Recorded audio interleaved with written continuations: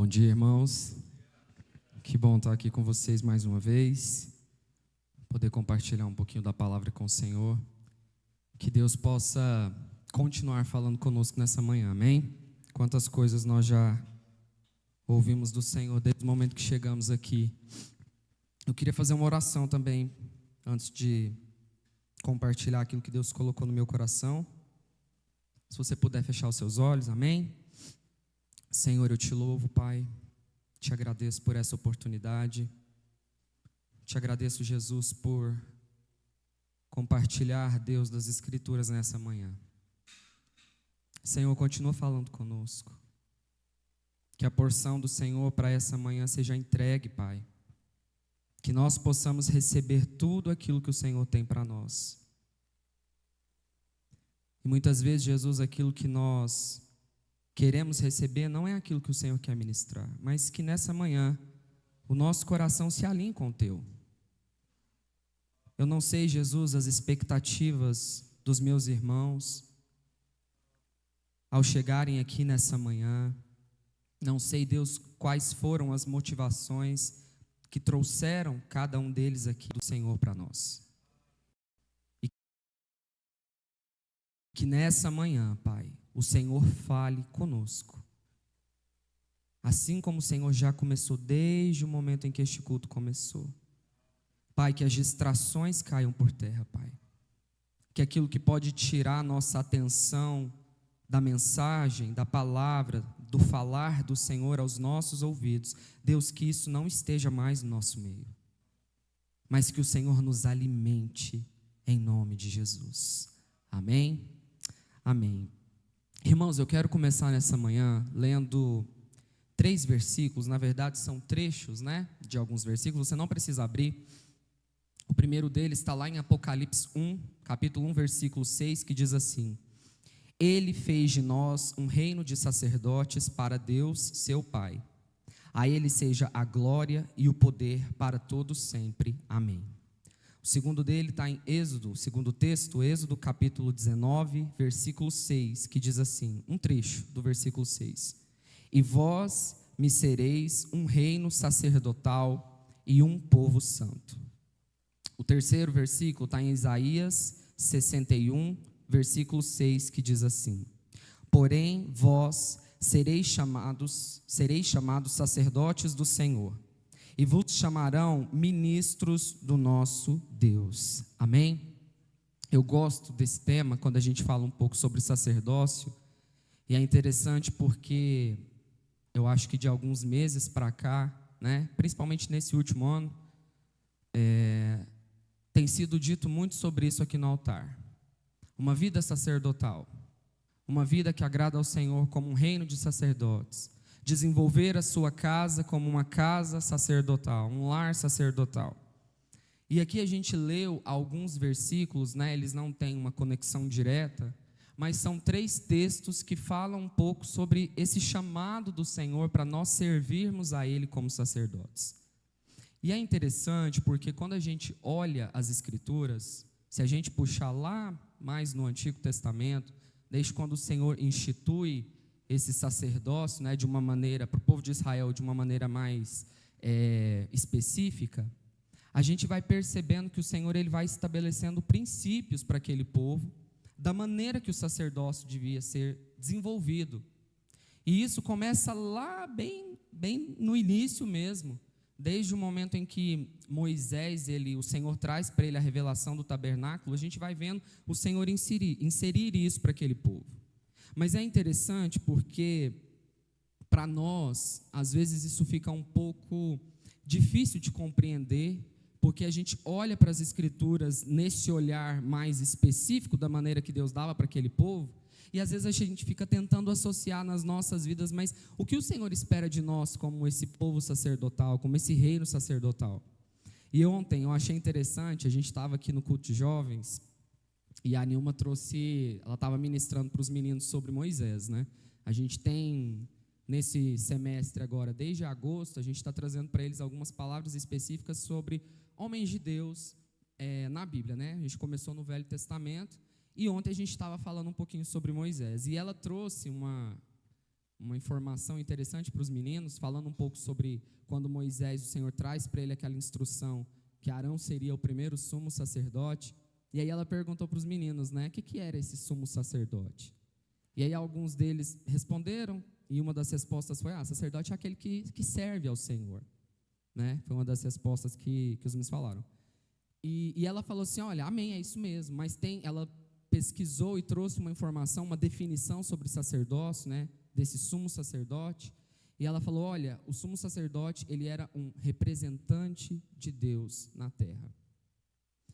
E ontem, assim, sem acho que ela saber aquilo que eu iria dizer, eu fiquei pensando naquilo que ela disse e falei, de fato, quando nós olhamos para esses textos das Escrituras que o Senhor nos chama como uma geração sacerdotal, desenvolver o sacerdócio, Deus está nos chamando para sermos um povo que representa Ele na terra.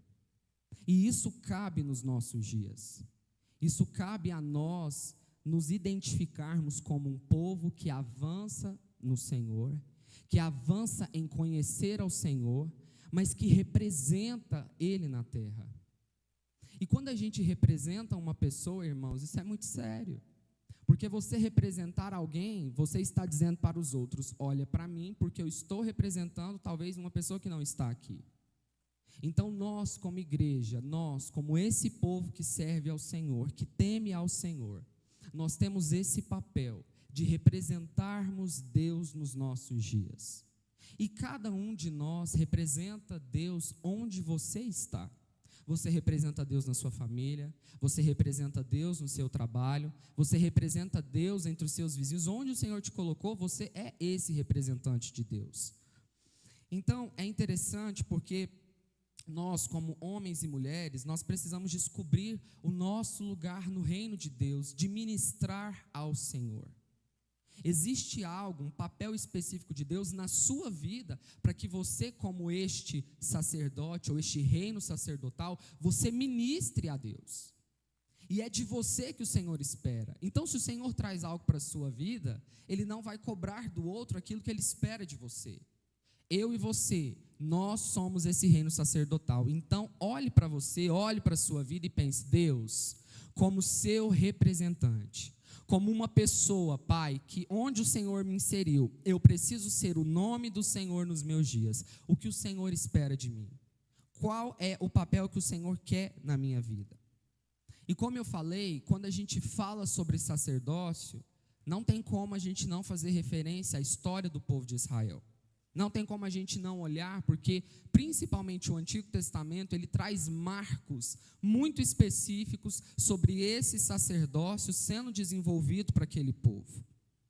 Quando o Senhor tira o povo de Israel daquela servidão, quando eles estavam cativos no Egito, nós temos ali no livro de Êxodo um relato, quando o povo sai, libertos pelo Senhor do Egito, e antes que eles cheguem na terra prometida, Canaã, eles vão peregrinar algum tempo no deserto. E é muito interessante, irmãos, porque esse período que o povo de Israel passa no deserto, a gente tem grandes marcos da ação de Deus no meio daquele povo. E não só isso, o Senhor estabelece grandes princípios para aquele povo ali naquele lugar.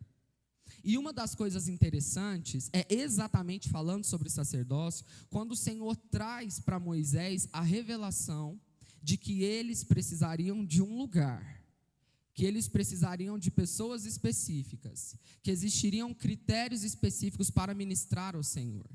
E Deus traz para a vida de Moisés a revelação de um tabernáculo, ou de um templo, ou, deixa eu pegar aqui o nome específico que eu coloquei, como tenda do encontro ou tenda do testemunho, que era aquele lugar onde aquele povo, separado para o Senhor, ministraria a Deus. Então a história de Israel, a gente pode observar aqui, talvez, o Senhor estabelecendo para nós, homens, os primeiros princípios, talvez as primeiras definições do que é esse sacerdócio.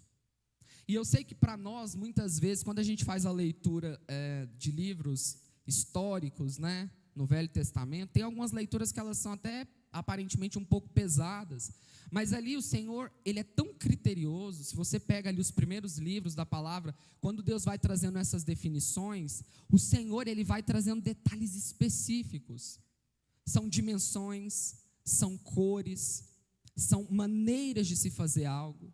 Deus, ele era específico com aquele povo, dizendo: olha, eu quero que vocês ministrem a mim, mas existe uma maneira de ministrar. E nas nossas vidas, apesar de nós não vivermos ainda debaixo desses princípios da antiga aliança, mas isso reflete diretamente a nós, irmãos. O nosso ministrar ao Senhor, existe uma maneira que Deus quer de nós.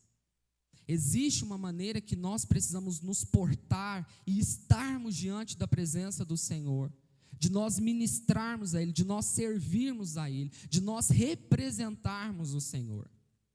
E quando a gente olha para os nossos dias, uma coisa que a gente precisa ter muito cuidado, é porque de alguma forma, e eu acredito que isso é uma ação do inimigo, mas também é uma ação humana, a gente vai olhando para o povo de Deus hoje e vai vendo os princípios da palavra se tornarem relativos. A gente vai achando que algumas coisas podem ser permissivas, que algumas coisas são normais, e a gente não está abrindo mão daquilo que aparentemente é religioso, mas a gente está abrindo mão de princípios da palavra que são inegociáveis. Então, quando você olhar para a sua vida, quando eu olhar para a minha vida, servindo ao Senhor, nós precisamos entender que existem princípios debaixo da palavra, que eles não são negociáveis. Existe uma maneira de nós nos portarmos, existe uma maneira de nós estarmos diante de Deus e diante dos homens, que não é negociável. E mesmo que os nossos dias vão trazendo esse papel, não, mas não precisa ser assim, não, você pode fazer de outra forma, não, tudo bem você não fazer ou fazer isso ou aquilo, irmãos, a palavra é que nos baliza, amém? É a palavra que vai nos determinar aquilo que o Senhor quer e aquilo que Ele espera de nós. Então, ali naquele momento, na história do povo de Israel, Moisés, ele é uma figura onde ele traz para o povo um entendimento, um primeiro princípio de como o sacerdócio ia ser desenvolvido. E olha só que interessante, Êxodo 25, 8 diz assim, o Senhor trazendo uma instrução para Moisés direta, ele fala assim: e me farão um santuário e habitarei no meio deles, amém? O Senhor está trazendo ali para Moisés uma especificidade de que aquele lugar seria o lugar da habitação do Senhor no meio do povo. Não é como nos nossos dias, irmãos, mas naquele contexto que o povo vivia, Deus decidiu, por sua própria vontade, estabelecer um lugar, e naquele lugar específico, Ele iria habitar no meio do povo. Então, de alguma forma, nesse momento, a gente percebe que Deus, ele vai trazendo papéis específicos de homens que ministrariam naquele lugar. O sumo sacerdote, os sacerdotes, os levitas, existiam pessoas separadas para ministrar ao Senhor. E os papéis, eles são cada vez mais definidos nesse momento. Deus, ele vai trazendo clareza para aquilo que aqueles homens iam ali executar. Então, quando a gente lê lá no livro de Êxodo, a gente vai vendo esse relato, Levítico, Números, até Deuteronômio, a gente vai vendo Deus trazendo coisas que eram feitas por homens específicos. Existiam aqueles que carregavam a tenda, existiam aqueles que montavam a tenda, existiam aqueles que ministravam ali, faziam os serviços braçais, talvez, ali daquele lugar. Deus, ele vai estabelecendo isso para aquele povo. E quando a gente vai avançando no Velho Testamento, aquele tabernáculo, ele era um templo, vamos dizer assim, transitório, porque o povo estava peregrinando no deserto até chegar a Canaã. Então, à medida que aquele povo avançava, eles tinham que desmontar o tabernáculo, montar de novo, e até o momento que eles ficavam naquele lugar. Quando o Senhor falava, é hora de caminhar, eles desmontavam o tabernáculo, levavam para o outro lugar e montavam. Então, era algo transitório, era quase um povo nômade ali no deserto. Mas à medida que o texto avança, que as escrituras avançam, a gente percebe que chega o momento onde Deus entrega a terra para o povo de Israel. Eles conquistam as terras ali prometidas pelo Senhor. E com isso, com o tempo passando, a gente vai chegando ali na história, eu vou pular um pouquinho a história, chegando ali nos reinados de Davi e de Salomão. Existe uma história antes, mas vamos passar aqui, chegando ali. Por que eu trouxe esse momento da história? Porque através da vida de Davi, o Senhor desperta nele o desejo de construir um lugar fixo, um templo específico, para que fosse a casa, o local de habitação do Senhor. Ele idealiza isso e o filho dele executa. Então, Salomão é o homem que constrói esse primeiro templo ao Senhor. essa mesma figura do tabernáculo, agora ela é desenvolvida de uma maneira fixa, com um pouco mais de detalhes, mas que servia da mesma forma que o tabernáculo, lugar de habitação do Senhor no meio dos homens. O desejo do coração de Davi era: Senhor, eu preciso construir um lugar para o Senhor. Eu estou morando aqui em palácios e o Senhor não tem um lugar de habitação. Mas o próprio Deus estava despertando esse desejo no coração dele para que esse lugar fosse constituído. Mas à medida que nós avançamos um pouco mais na história, o povo de Israel, eles tiveram uma característica muito grande de desobedecer ao Senhor durante todos os anos, desde quando eles saem do Egito. E por conta dessa desobediência, essa quebra de princípios ao Senhor, talvez essa quebra de princípios que foi estabelecido lá atrás, esse povo é levado cativo. E o povo de Israel, no reino de Judá, eles são levados cativos para a Babilônia. Por conta dessa desobediência a Deus, o Senhor diz que eles ficariam ali, num tempo específico, sendo cativos desse rei babilônico, e que depois desse tempo algo aconteceria. Mas aqui, quando a gente olha para esse momento, esses homens e mulheres, parte deles são levados cativos para lá, mas não é só isso que acontece na história. Esse reino babilônico que invade Israel, o que acontece? Ele destrói a cidade de Israel, de Jerusalém, na verdade, né? A cidade de Jerusalém, ela é destruída, e nessa destruição, o que é destruído junto? O templo. Então a gente tem um marco na história aqui, onde aquele lugar, que era um lugar de habitação do Senhor no meio do povo, é destruído pelo reino babilônico. Mas avançando ainda um pouco mais na história, a gente vê que um outro reino, isso era muito comum na história, irmãos, como era um período de guerras, reinos mais fortes sempre vinham e subjugavam reinos mais fracos. Então talvez um reino era forte num tempo, ao passar dos anos outro reino se tornava mais forte e vinha e subjugava aquele reino. Depois do reino babilônico, a gente tem o reino persa, que se torna um reino mais forte e que subjuga esse reino babilônico.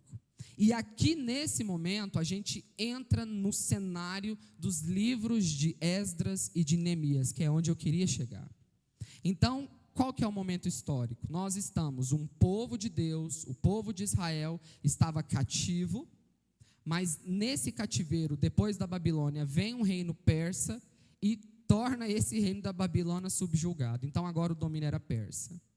E os livros de Esdras e Neemias nos relatam um momento onde Deus, como cumprimento de uma palavra profética que já foi trazida por tantos profetas nas Escrituras, sobre essa libertação, onde esse povo começa a retornar para a terra que era deles. Então, na figura de homens que nem eram tementes ao Senhor, aparentemente, como eram os reis, né, da Pérsia, eles permitiram que aquele povo começasse a voltar para a sua terra. E é interessante, irmãos, porque aqui a gente percebe que o Senhor, ele, nesse cenário de reconstrução, de volta, de retomada, de servir ao Senhor no lugar onde eles estavam, o Senhor traz alguns princípios de sacerdote que eu acho que refletem nos nossos dias. E aquele povo, irmãos, quando a gente olha para a vida deles, voltando para Jerusalém, voltando para a terra deles, eles não estavam só voltando fisicamente, mas aqui profeticamente a gente pode entender que eles precisavam retomar a relação que eles tinham com Deus. Uma aliança foi quebrada. Não foi em vão que Deus levou esse povo para um cativeiro. De fato, Deus levou, mas o coração daqueles homens e mulheres precisava ser modificado. E a volta desses homens para Jerusalém, para o lugar onde eles moravam, para as cidades ali no entorno, representa uma retomada da relação deles com o Senhor. E como eu disse, essa história desse cenário dos livros de Esdras e de Neemias comunica muito nas nossas vidas. Nós vivemos dias, irmãos, onde as nossas preocupações têm que ser retomar esse lugar no Senhor. Porque às vezes a gente fala de uma vida sacerdotal, mas a nossa vida está totalmente distante do Senhor nesse lugar. Talvez você está aqui nessa manhã, ou talvez você está aqui nessa comunidade por anos, mas você está aqui só de corpo presente. Talvez a sua vida não reflete nada de uma vida que serve ao Senhor. E eu não estou falando isso como um julgamento, eu estou falando isso para que você, que se conhece, pense: Senhor, como está a minha vida diante do Senhor nesse lugar? Será que eu venho para cá porque se tornou uma rotina religiosa?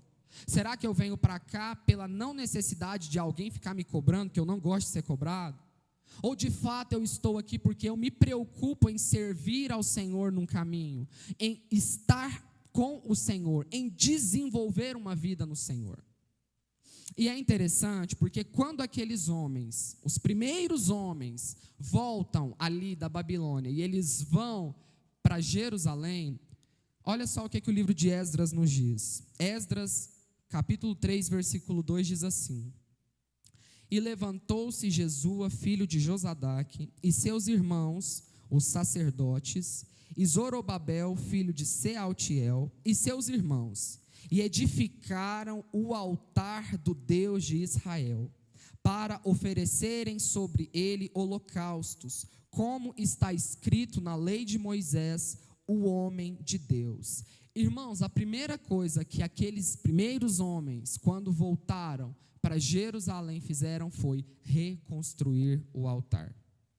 E esse é o primeiro ponto que eu quero falar nessa manhã, e é interessante porque eu acho que dos 4 pontos que nós vamos falar aqui, que aqueles homens fizeram quando voltaram para Jerusalém, esse é o que a gente mais ouve falar. Eu acho que a maior incidência de palavras que a gente ouve é o quê? Uma vida no altar. Você precisa ter uma vida no altar. Você precisa ter uma vida de entrega a Deus. E de fato, isso é uma prioridade. Não é em vão que esse povo, quando volta para lá, a primeira coisa que eles fazem é: vamos reconstruir o altar. Existe sim, irmãos, uma prioridade em nós termos uma vida de altar ao Senhor. E é interessante porque o simbolismo do altar no Velho Testamento é muito presente. Se nós olhamos para trás na história, desde os patriarcas, nós olhamos que eles eram homens que edificavam altar. Abraão, Isaac, Jacó, são vários os relatos desses homens que quando eles faziam coisas específicas para Deus, eles edificavam o altar, eles sacrificavam ao Senhor, eles reconheciam a importância de estabelecer a Deus um altar. Mas não são apenas os patriarcas que estabeleciam altar para o Senhor. Quando a gente olha para a palavra, os profetas também estabeleciam altar. Nós temos aquela história emblemática de Elias estabelecendo um altar para Deus contra os profetas de Baal. Uma maneira dele dizer quem era o Deus que ele servia e do poder que o Senhor tinha sobre a nação. E assim como os patriarcas, assim como os profetas, os reis também eram homens que levantavam altar para o Senhor. O próprio Davi, o próprio Salomão, eram homens que dedicavam ao Senhor altares, como momento de gratidão, mas de reconhecimento de quem era o Senhor. Então a gente percebe, inserido na história do povo de Israel, homens que em momentos específicos reconheciam as primazias de ter uma vida no altar. E olha só que interessante, existiram outras figuras também no Velho Testamento, de homens que edificaram altares. A gente pode falar sobre Noé, nós podemos falar sobre Moisés, Josué e Gideão, que são homens marcantes na palavra, que de igual modo souberam a importância de edificar um altar ao Senhor. Quando a gente lê lá nos relatos de Esdras, daqueles homens que retomaram o altar, olha o que a Bíblia diz. Ela traz uma informação interessante, que o altar que eles fizeram, ele foi firmado sobre as suas bases. Algumas versões podem trazer a palavra alicerces. E para a gente entender melhor nos nossos dias, é o mesmo que fundações. Eu estou falando a palavra fundações porque a área de construção civil é a área que eu me formei, então eu me identifico em falar sobre isso. Olha que interessante, aqueles homens, quando eles estabeleceram o altar de volta ao Senhor lá em Jerusalém, eles firmaram o altar sobre um lugar que tinha base. Quando a gente pensa um pouquinho em construção civil, quando você vai edificar uma casa, quando você vai edificar um prédio, uma das primeiras coisas que a gente faz na parte construtiva são as fundações. O que são as fundações? É a estrutura que sustenta essa casa, mas que ela não fica aparente. Ela fica embaixo do solo. E quanto maior um prédio, ou quanto mais esforços esse prédio ou essa edificação precisar suportar, mais profundas precisam ser as fundações. Então, se você pegar uma casa e você pegar um prédio de 32 pavimentos ou andares, as fundações não são as mesmas. Por quê? Porque uma casa não está sujeita às ações externas, como vento e tantas outras coisas, como um prédio tão alto. Os esforços que atuam sobre uma casa são bem menores do que os esforços que atuam sobre um grande prédio. Então, consequentemente, as fundações de um prédio precisam ser fundações mais profundas. E até uma definição técnica que a gente tem. As fundações, elas podem ser rasas ou elas podem ser profundas. As rasas são essas que vão até uma certa profundidade. As profundas são aquelas que de fato são mais profundas. Por que eu estou falando isso? Porque aqueles homens estabeleceram o altar sobre uma base. E olha que interessante, altar sem fundação não tem firmeza. Então, às vezes, irmãos, a gente até tenta ter uma vida de altar, mas a nossa vida de altar, ela está sem firmeza. E a gente não consegue sustentar essa vida de altar. E fica vivendo esse limbo de dificuldade na vida com Deus. Nossa, mas eu não consigo. Nossa, mas é tão difícil. É tão difícil orar, é tão difícil jejuar, é tão difícil tirar um tempo com Deus, lugar secreto. Meu Deus, que dificuldade. Mas talvez a dificuldade não está na nossa rotina de viver isso. De estabelecer talvez algo que precisa ser feito constantemente. Mas a nossa dificuldade pode ser porque nós estamos totalmente sem base. Estamos totalmente sem fundação. É como aquela história lá no Novo Testamento, você está tentando edificar uma casa na areia. Ela não tem estrutura para permanecer de pé. Você quer que sua vida seja uma vida de altar que se mantenha? Então se estabeleça sobre algo que tem fundamento. Se estabeleça sobre o Senhor. A gente tem que entender que muitas vezes a gente quer uma vida de altar, mas a vida de altar ela é para o Senhor. Mas ela precisa ser estabelecida também no Senhor. Porque às vezes a gente fica tentando colocar princípios humanos para estabelecer uma vida de altar. Irmãos, isso não vai se manter. Uma hora ou outra, você e eu, a gente não vai conseguir suportar, manter esse altar de pé. E é por isso que tantas pessoas começam uma vida com Deus e depois de um determinado tempo, talvez elas se perdem no caminho, porque a vida de altar no Senhor não teve fundamento. Aí você pode olhar e falar, nossa, mas aquela pessoa, ela era uma pessoa que orava, que ministrava, que estava ali diante do Senhor. É até surpreendente, às vezes, a gente observar sobre a vida de algumas pessoas. Eu não estou julgando, mas eu estou dizendo que talvez possa ser, porque esse altar não estava bem fundamentado. E o Senhor nos chama, nós olhando para as nossas vidas, a hoje, no nosso caminho de sacerdócio, para a gente avançar numa vida de temor ao Senhor, você precisa reestabelecer o altar da sua vida. Talvez o seu altar pode estar em ruínas, talvez não, mas se estiver, estabeleça o seu altar num fundamento que é o Senhor. E é isso que Deus quer para as nossas vidas.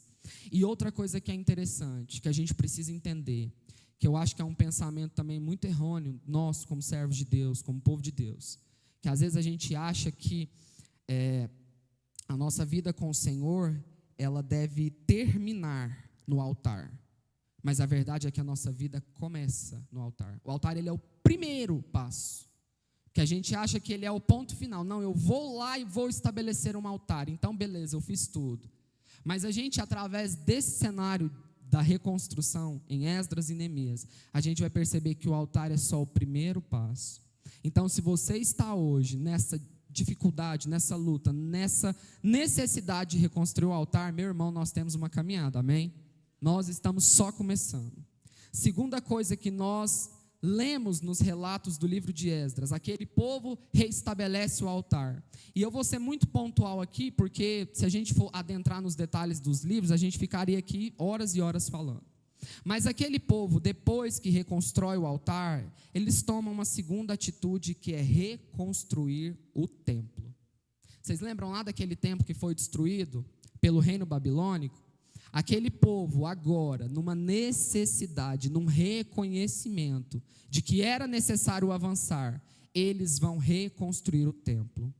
E nessa reconstrução do templo, como eu já falei mais no início, o nosso primeiro vislumbre do templo foi o tabernáculo, lá com o povo no deserto, lugar de habitação de Deus. Depois vem Salomão, estabelece o primeiro templo num lugar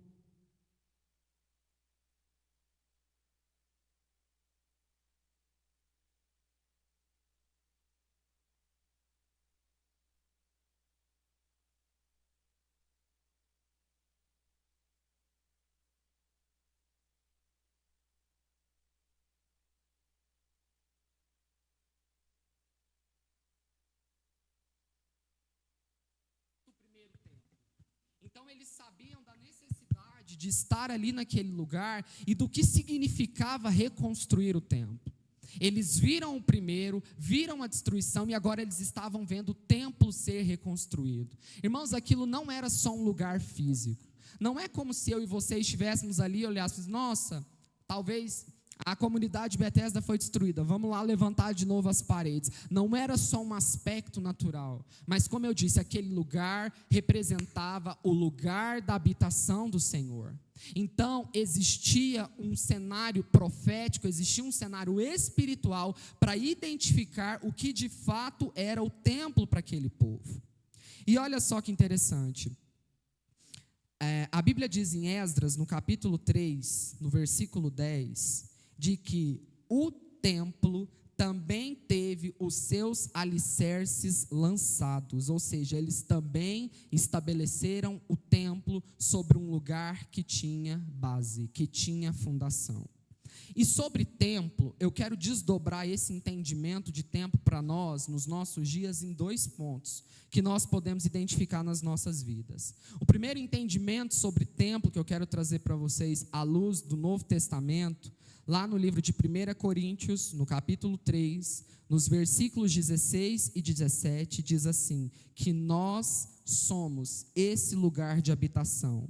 O nosso corpo representa o lugar de habitação.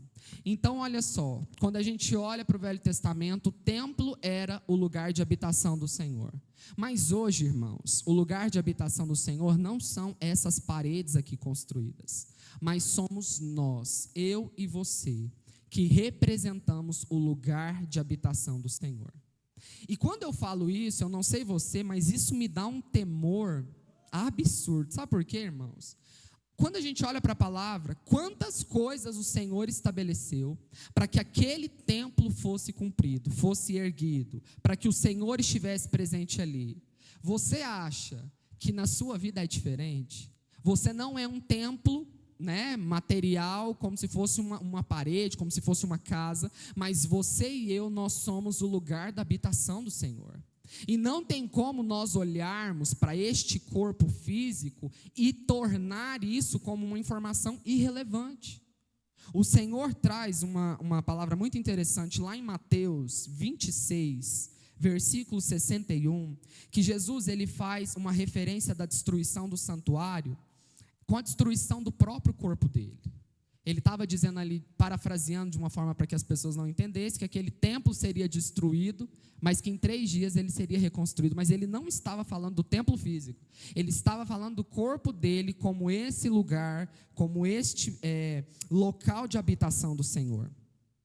E lá em Coríntios, como eu já falei, no 1 Coríntios 17, a palavra destruir ali no original é fitério, ou seja, um lugar que foi contaminado, danificado, negligenciado, corrompido, depravado. Irmãos, o seu corpo físico é um local de habitação do Senhor. Então você precisa ter sim uma preocupação com o seu corpo natural. E eu estou falando isso aqui porque muitas vezes a gente, como as nossas vidas elas tendem para olhar para o espiritual, para aquilo que é eterno, muitas vezes a gente desconsidera o natural. Mas a gente não pode esquecer que a nossa eternidade nesse mundo espiritual, ela é determinada pelos dias que você vive no natural. O seu conhecer ao Senhor é enquanto você está vivendo aqui na terra, sim ou não? Nós conhecemos ao Senhor enquanto você viver. Então, nos dias que nós vivemos aqui, a gente está construindo algo que é eterno. Mas esse algo eterno está sendo construído aqui. E a gente não pode negligenciar os cuidados devidos com o nosso corpo natural. E quando eu falo cuidados, meus irmãos, eu estou falando de coisas naturais, alimentação, atividade física, descanso. Você precisa cuidar do seu templo, que é o local de habitação do Senhor, que é o local onde o Senhor escolheu habitar em você. Não negligencie os cuidados com o seu próprio corpo. Eu acho interessante, eu e a Cris, a gente já tem acho que eu nem sei quanto tempo, amor, uns 3 anos, será? Mas, talvez, né? Tem uns 3 anos, mais ou menos, que a gente pratica corrida de rua. Que a gente está tentando ser mais regular nisso aí. A gente está avançando. E há um tempo atrás, ela trouxe uma informação que eu fiquei assim, quase que escandalizado. Eu acho que os irmãos aqui conhecem o Dr. Drauzio Varela, já ouviram falar dele? Hoje ele já tem mais de 80 anos. Irmãos, eu descobri, através da minha esposa, que aquele homem já correu inúmeras maratonas de rua. Uma maratona, irmãos, são 42 quilômetros de distância. E aí, o que é mais curioso, hoje ele tem 80, se eu não me engano, 82, 83 anos. Ele começou a correr essas corridas de rua, ele tinha 50 anos. E quando ele começou a correr as corridas de rua, ele diz que antes de chegar aos 50, ele era fumante. Apesar de ser médico, ele não tinha os melhores hábitos de cuidado com o próprio corpo. Mas ele entendeu que ele precisava cuidar do corpo dele. E ele começou a correr com 50 anos de idade. E ele correu, irmãos, as principais maratonas do mundo, que são 6, né, amor? 6 maratonas. E ele já correu todas. A última maratona, ele completou esses 42 quilômetros, em 2022. Irmãos, ele tinha 79 anos de idade. Ou seja, nós não temos desculpa. Aí eu virei para a Crislane, porque assim, a nossa meta sempre foi, vamos aumentar um pouquinho a nossa corrida, né? Vamos aumentar um pouquinho. E aí, o dia que ela me falou isso, eu falei, não, se até o Dr. Drauzio correu com 79, eu também posso correr uma maratona. A meta nunca foi uma maratona, mas agora a meta é uma maratona. Mas por que eu estou falando isso? Porque a gente não tem desculpas para falar que a gente não deve cuidar do nosso corpo. Eu sou velho demais, hoje não dá. Irmãos, dá. Cuide do seu corpo. Olha só que coisa interessante. Existia um homem chamado Robert Murray. Ele foi um grande pregador da palavra. Ele era um homem escocês. Ele morreu com 29 anos de idade. Muito jovem, muito jovem. Só que quando ele morreu, ele já tinha feito muitas coisas para o Senhor. Ele foi muito intenso na vida dele com Deus. E quando ele estava ali no leito de morte dele, ele disse uma das frases mais marcantes da vida dele para quem estava ali, que depois relataram para os demais. Que ele diz assim: Deus me deu um cavalo e uma mensagem. Eu matei o cavalo e já não posso mais levar a mensagem. Você sabe o que ele estava dizendo? E ele estava dizendo isso, que ele negligenciou os cuidados com o corpo físico dele. Ele era muito intenso na pregação do evangelho, fez muito, mas ele não se cuidava. Ele não tinha os cuidados devidos e ele percebeu isso quando ele estava morrendo. Eu não cuidei do meu corpo. Hoje eu já não posso mais pregar a mensagem do evangelho. Por que eu estou falando isso? Porque, irmãos, às vezes, é claro que o Senhor ele tem o controle sobre todas as coisas. Ele tem o domínio sobre todas as coisas. Mas existe um papel que é seu e é meu. Você precisa cuidar de você. Não é o Senhor que vai descer e vai falar assim, agora para de comer, agora vai lá correr, agora vai lá e dorme. Não, irmãos, é um cuidado que é seu. E isso faz diferença, pode parecer algo muito natural, mas como eu disse, o natural influencia no espiritual. Então, se você não cuida do natural, você está automaticamente condenando o espiritual.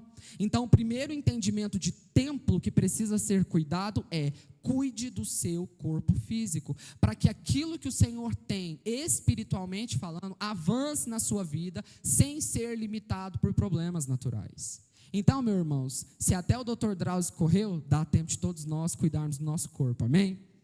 Outro ponto interessante, 1 Timóteo, capítulo 4, versículo 16. Paulo, ele fala assim para Timóteo, só um trechinho: tenha cuidado de ti mesmo. Ali em Timóteo, Paulo ele traz uma série de instruções para Timóteo, como ele devia proceder, a maneira que ele devia manejar a palavra, como ele devia se comportar para as pessoas e tantas outras coisas ali que são muito interessantes. Eu gosto muito dessa instrução de Paulo para Timóteo, mas tem essa frase que às vezes passa despercebida, que Paulo estava instruindo Timóteo: cuida do seu corpo. De igual modo, ele estava dizendo: você precisa se preocupar com este corpo natural, para que a obra do espiritual não seja afetada. E muitas vezes, irmãos, os nossos planos no Senhor, daquilo que Deus tem para as nossas vidas, são afetados por essa falta de zelo e falta de cuidado nosso mesmo. Porque a gente leva de uma forma tão relapsa esse cuidado natural, que aí muitas vezes depois você vai pagar o prejuízo pela ausência do cuidado. Sabe aquela coisa, nossa, a pessoa começou a cuidar só depois que ficou doente, nossa, a pessoa só mudou de vida depois que chegou uma doença. Irmãos, isso não precisa acontecer na sua vida, nem na minha. Você pode mudar a sua maneira de se portar natural para que Deus cumpra o espiritual na sua vida sem nenhum problema. Amém? E avançar no sacerdócio, irmãos, é entender que o nosso corpo é esse lugar de habitação e ele precisa ser cuidado. Por que eu estou dando ênfase nisso? Porque o nosso corpo é lugar de habitação. Ele precisa ser cuidado. Deus ele tem interesse em que você zele do lugar onde ele habita. E aqui falando de um lugar natural. O segundo desdobramento sobre entender o templo, nós entendemos o templo como esse corpo físico, amém? Mas a gente também pode entender o templo como o corpo na coletividade. Então existe um entendimento da sua individualidade como este templo onde Deus habita, mas nós também somos um corpo de Cristo na coletividade. Romanos 12:5 diz que juntos nós somos um só, nós somos o corpo de Cristo. Então, de igual modo que você tem preocupação com o seu corpo físico, isolado, natural, nós precisamos nos preocupar na coletividade, nós precisamos nos preocupar uns com os outros. 1 Coríntios 12, a partir do versículo 16, fala de uma unidade do corpo e desse cuidado que a gente precisa ter uns com os outros. Irmãos, o corpo, ele é formado por várias partes. Se uma parte não está bem, é muito clichê, mas a gente não tem como não falar isso. Se uma parte não está bem, o corpo não está bem. Você precisa cuidar de você no individual? Sim, mas há uma importância do coletivo. Para que isso aqui opere como corpo de Cristo, eu preciso estar bem, mas o meu irmão, a minha irmã, nós precisamos fluir bem. E nós precisamos fluir bem nesse sentido em relacionamento, em comunicação, em preocupação, em você muitas vezes deixar as suas preocupações de lado e começar a olhar para as outras partes do corpo. Porque, irmãos, vamos ser sinceros, preocupações nós sempre vamos ter, enquanto nós vivermos. Problemas nós sempre vamos ter. Então, se nós esperarmos a nossa vida ficar bem para nos preocuparmos com os outros, a gente vai morrer esperando. Você vai morrer tentando achar que a sua vida precisa ser resolvida para se preocupar com as outras pessoas. Pelo contrário, é talvez nesse se preocupar com o outro que Deus atue na sua vida. Olha o exemplo de Jó. Quem melhor do que a história de Jó? Quando ele orava pelos seus amigos, Deus operou na vida dele. Então nós precisamos olhar e nos preocuparmos com as outras pessoas, como se os problemas e as preocupações dessas pessoas fossem os nossos próprios problemas. Às vezes tirar o foco daquilo que você está vivendo, desse mundinho ali, isolado, eu não estou conseguindo, e Deus está só pensando assim, sai um pouquinho dessa caixinha e olha para o lado, ora pelo irmão, levanta de madrugada, em vez de pedir pela sua vida, pede por alguém que você não conhece, pede por alguém que você não tem afinidade, pede por alguém que você sabe que está passando alguma dificuldade, e nisso o corpo vai sendo curado, e nisso o corpo vai fluindo como corpo do Senhor. Então nós precisamos entender que edificar o templo numa vida sacerdotal também diz respeito às nossas relações e preocupações com essas partes do corpo. Nós já falamos de altar.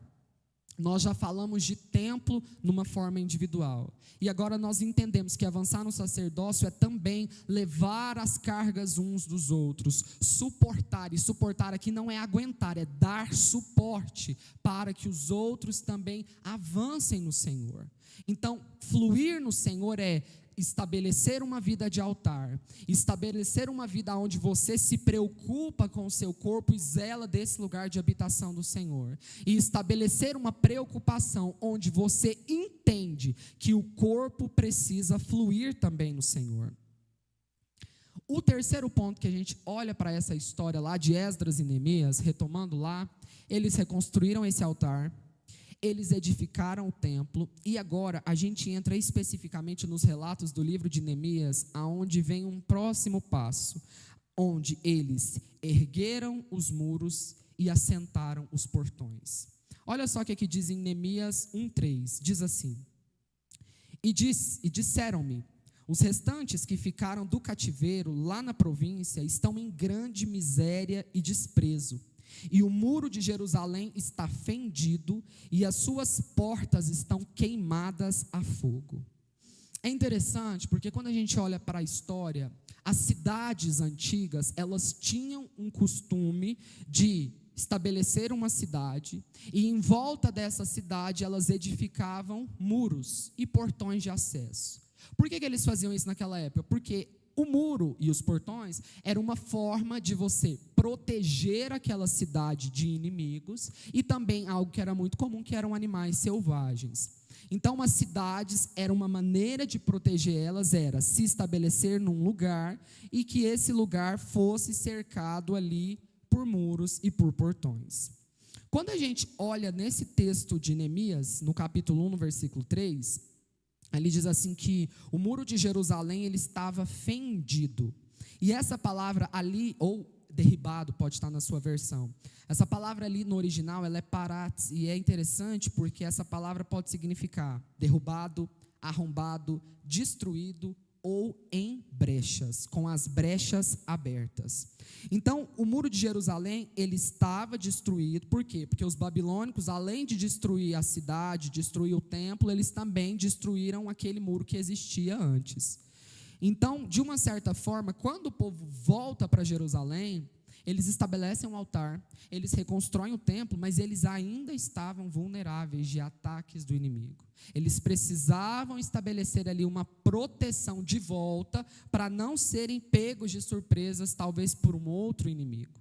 Então, Deus desperta na vida de Neemias a voltar para aquele lugar e reestabelecer, reconstruir os muros daquela cidade, assim como colocar portões de acesso.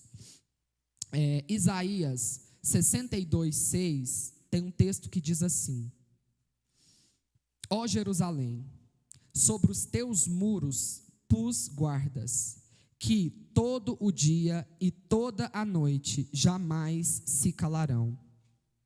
Irmãos, naquelas cidades antigas, quando esse povo estabelecia os muros, não é como um muro que a gente vê de uma casa hoje, mas eles eram muros que de alguma forma as pessoas conseguiam transitar por esses muros. Talvez tivesse ali um acesso, não sei de que dimensão, mas eles conseguiam percorrer os muros.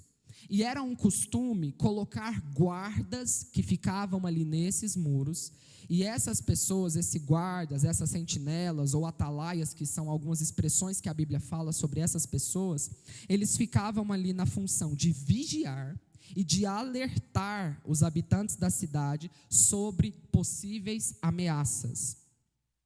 Então, os guardas, essas pessoas que ficavam ali, eles tinham essa função de guardar e vigiar, mas tem um texto que eu li, que achei algo interessante, que eles também tinham a função de vigiar os amigos, não só os inimigos. Então, eles estavam estabelecidos em um lugar onde eles conseguiam alertar o povo da cidade, caso alguma ameaça viesse, mas ao mesmo tempo, eles conseguiam avistar amigos, talvez que estivessem saindo ou chegando ali da cidade, e de uma certa forma gerar proteção para essas pessoas.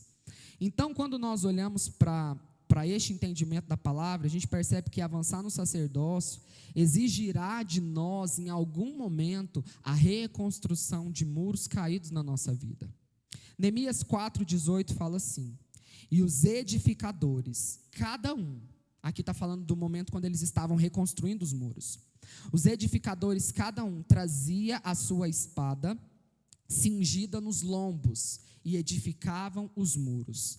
Aqui, quando o povo volta para lá para fazer essa parte da reconstrução, quando eles se juntam para reconstruir, eles estavam ali sendo de alguma forma hostilizados por outras pessoas que não queriam que aqueles muros fossem reerguidos.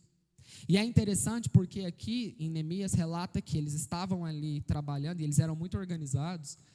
Alguns edificavam, enquanto alguns estavam edificando, outros estavam vigiando. Mas todos que estavam ali estavam com as suas espadas prontas, caso algum inimigo viesse para atacar a vida deles.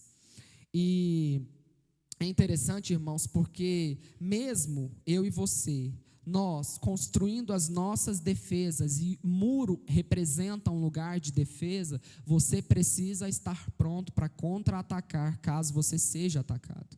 E eu quero que você entenda aqui comigo nessa manhã que reconstruir os muros na nossa vida sacerdotal é estabelecer defesas para que você não seja atacado pelo inimigo, para que você não seja pego de surpresa caso o diabo queira trazer algo para a sua vida.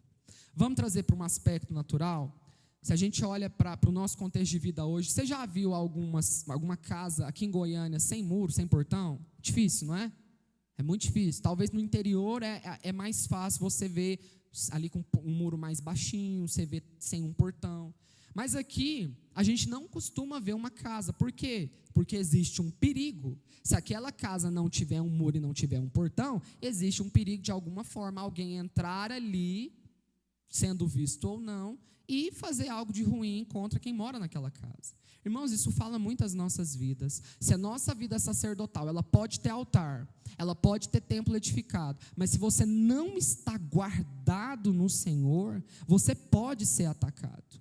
E é interessante porque essa vida no Senhor aqui, irmãos, a edificação desses muros, ela pode simbolizar uma busca por santidade, mas também uma busca por uma vida intercessória. Por que eu estou falando sobre santidade? Porque a Bíblia diz que os muros estavam fendidos, eles estavam com brechas abertas. Entender isso nas nossas vidas é entender, nós precisamos de uma vida de santidade, onde você tampa as suas brechas, onde você se preocupa com os pecados que a gente tem legítimos na nossa vida e que muitas vezes estão ali passando despercebidos. Ah, mas eu já tenho uma vida de altar, mas eu já me preocupo comigo, eu já me preocupo com meu irmão, mas estamos ali talvez vivendo uma vida de pecados constantes e a gente vai deixando esse muro cheio de buracos, vulneráveis aos ataques do diabo.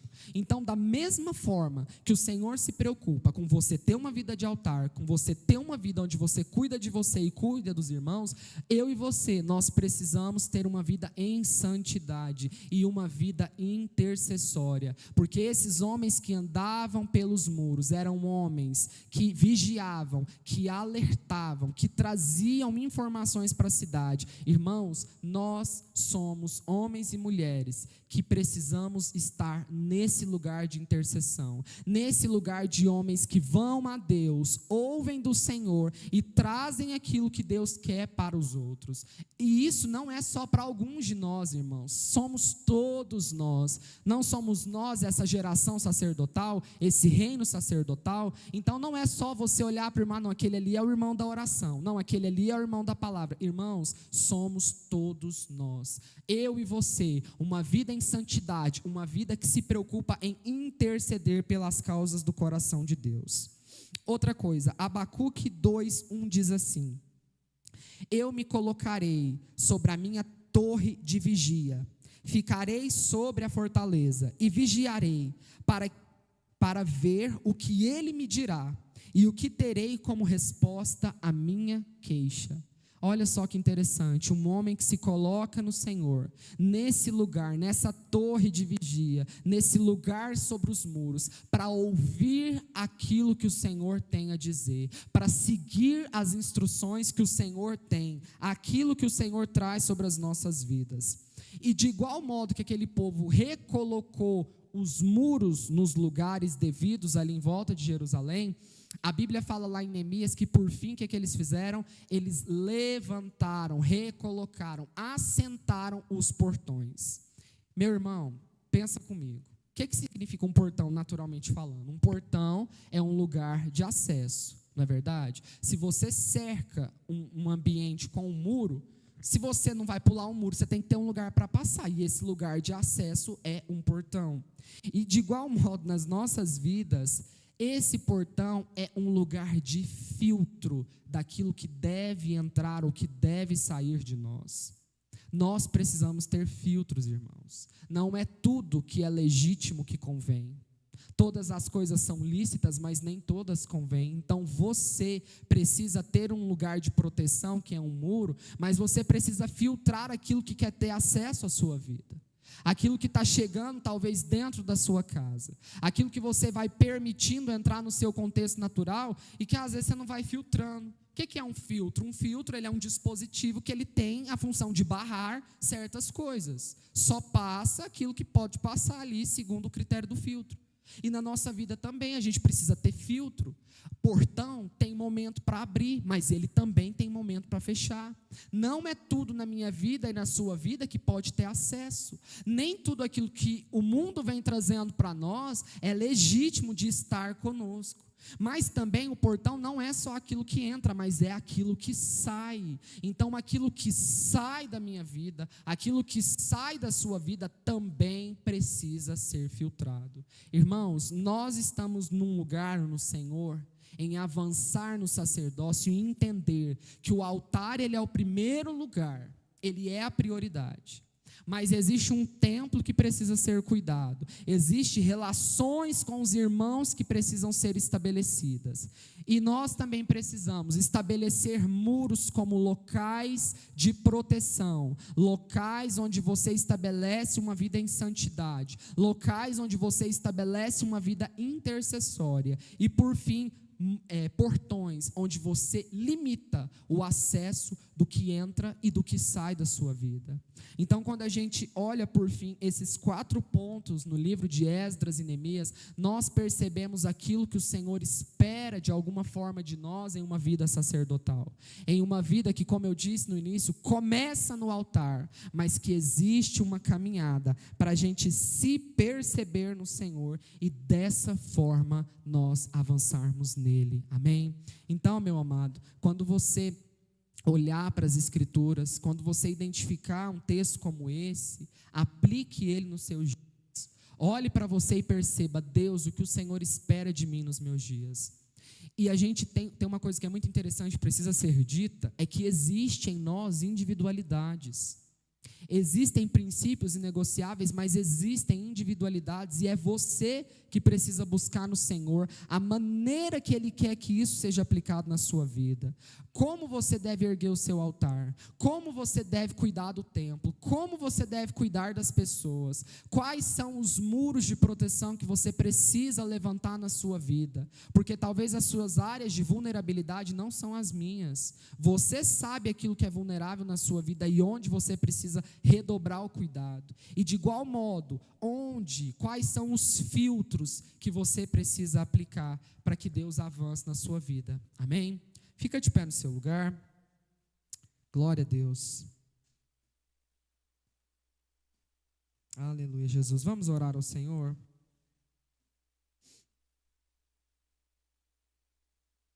Aleluia. Oh Deus, nós estamos aqui nessa manhã, Pai.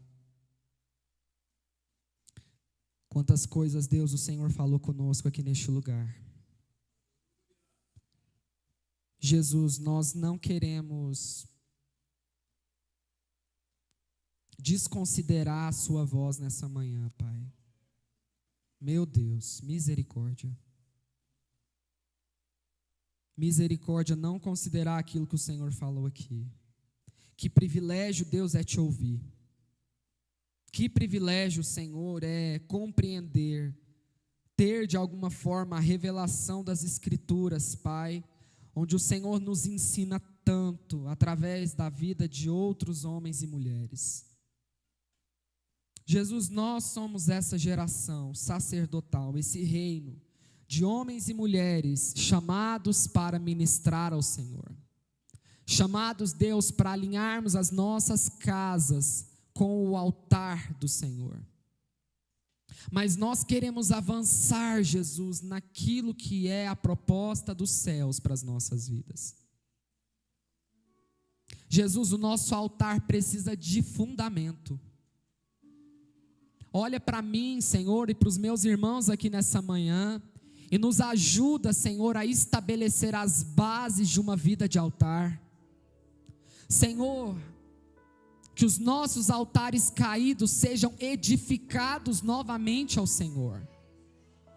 Que aqueles, Deus, que de alguma forma estão com essa vida distante do Senhor, sejam alimentados pelo desejo de reconstruir o seu altar, de reconstruir uma vida no Senhor, de reconstruir uma vida, Pai, onde o Senhor é a prioridade, onde o Senhor é aquilo que importa.